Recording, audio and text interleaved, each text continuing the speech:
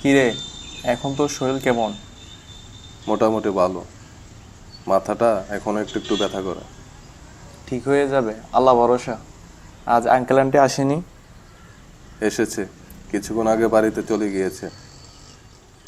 আজ 2 দিন ধরে তোকে কল দিয়ে যাচ্ছি, মোবাইল শুধু অফ দেখাচ্ছে। পরে আন্টির কাছে শুনলাম তুই হসপিটালে বাইক অ্যাক্সিডেন্ট করেছিস। এই কথাটা শুনে আর একটু দেরি করিনি, তাড়াতাড়ি চলে আসলাম তোকে দেখতে। মোবাইল ভেঙে গিয়েছে, তাই অফ দেখাচ্ছে। যাক, আল্লাহর অশেষ রহমত, তোর বড় কোনো ক্ষতি হয়নি। ঠিক বলেছিস বন্ধু। আচ্ছা, তুই তো বাইক ভালোই ড্রাইভ করিস, আর বাইক আস্তেও চালাস, তাহলে অ্যাক্সিডেন্ট করলি কিভাবে? বন্ধু, আর বলিস না। ওই রাতে আমার সাথে যে ভয়ঙ্কর ঘটনা ঘটেছে তা আমি কখনো ভুলতে পারবো না। ভয়ঙ্কর ঘটনা? হ্যাঁ বন্ধু। আচ্ছা, কি হয়েছিল খুলে বলতো। বলছি, শোন তাহলে।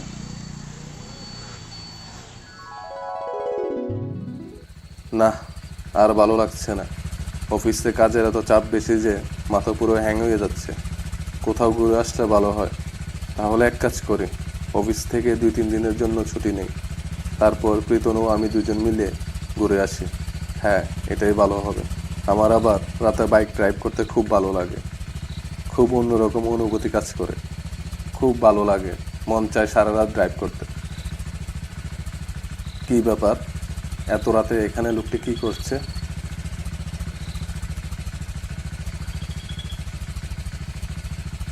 কোনো প্রবলেম হয়েছে? লিফটও যাচ্ছে, মনে হয় কোনো প্রবলেমে পড়েছে। দেখি দাঁড়িয়ে কি প্রবলেম হয়েছে।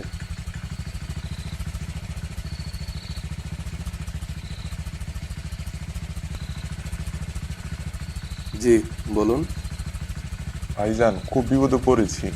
প্রায় 1 ঘন্টা উপর হয়ে গেল এখানে দাঁড়িয়ে আছি, কোনো গাড়ি পাচ্ছি না। হসপিটালে আমার মেয়ে খুব অসুস্থ। এই ওষুধগুলো সময় মতো না নিয়ে গেলে খুব বড় ধরনের প্রবলেম হয়ে যাবে।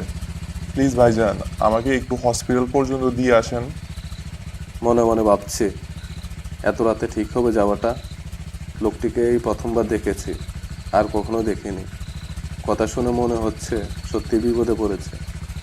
না, লোকটিকে হসপিটাল পর্যন্ত পৌঁছে দিয়ে আসি। কোথায় যাবেন আপনি? বঙ্গবন্ধু হসপিটাল। প্লিজ ভাইজান, আমাকে সাহায্য করুন। আপনি টেনশন করবেন না, আমি আপনাকে হসপিটাল পৌঁছে দেব। গাড়িতে উঠুন। ধন্যবাদ ভাইজান।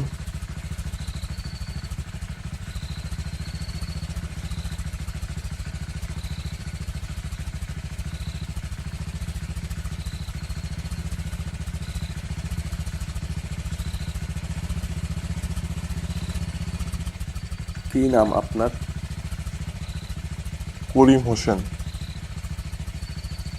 কি করেন আপনি? একটি ছোট কোম্পানিতে জব করি। আপনার মেয়ের কি হয়েছে? আমি 2 ঘন্টা আগে বাসায় থেকে কল দিয়েছে, আমাকে বলল মেয়ের অবস্থা খুব খারাপ, হসপিটাল ভর্তি করিয়েছে।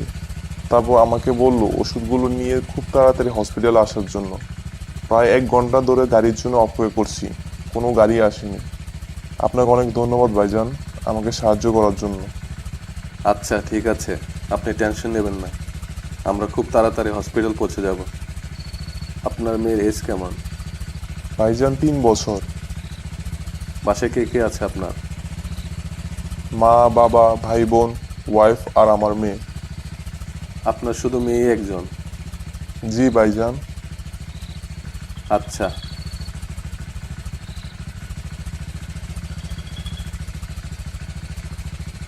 আরে, কেউ অ্যাক্সিডেন্ট করলো নাকি?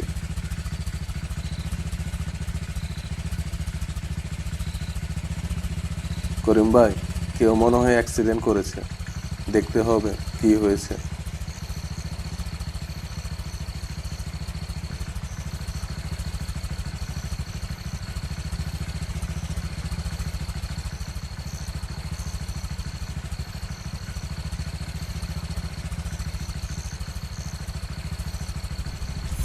সর্বনাশ, এই কি দেখছি! এই লোকটি তো করিম ভাই, যাকে নিয়ে আমি যাচ্ছিলাম হসপিটাল। এটা কিভাবে সম্ভব? করিম ভাই তো এতক্ষণ ধরে আমার সাথে ছিল। তাহলে কি করিম ভাই সত্যি মারা গিয়েছে? ভয়ে ভয়ে তাকালাম। ভাইজান, আমি আরো 1 ঘন্টা আগে মারা গিয়েছি। লিফটের জন্য অনেক চেষ্টা করেছি, কিন্তু কেউ থামেনি। বরং হঠাৎ একটি গাড়ি আমার উপর দিয়ে চলে যায়, আর তখনই আমি মারা যাই। প্লিজ ভাইজান, আমার মেয়ের এই ওষুধগুলো হসপিটালে দিয়ে আসবেন। Room number 203। আমার মেয়ে মৃত্যু সজ্জায়। প্লিজ ভাইজান, আমার এই শেষ চিঠি পূরণ করুন।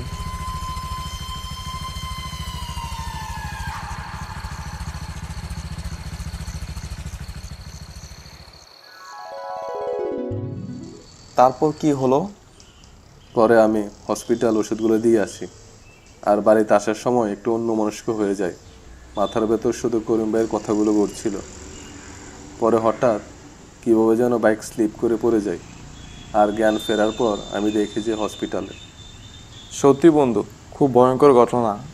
আর বেচারা করিম ভাই মেয়ের জীবন বাঁচাতে বাঁচাতে নিজের জীবন চলে গেল। ঠিক বলেছিস বন্ধু, মৃত্যুর পরও মেয়ের জীবন বাঁচানোর জন্য চেষ্টা করে গেল। আল্লাহ যেন ওনাকে বেহেশত দান করুক।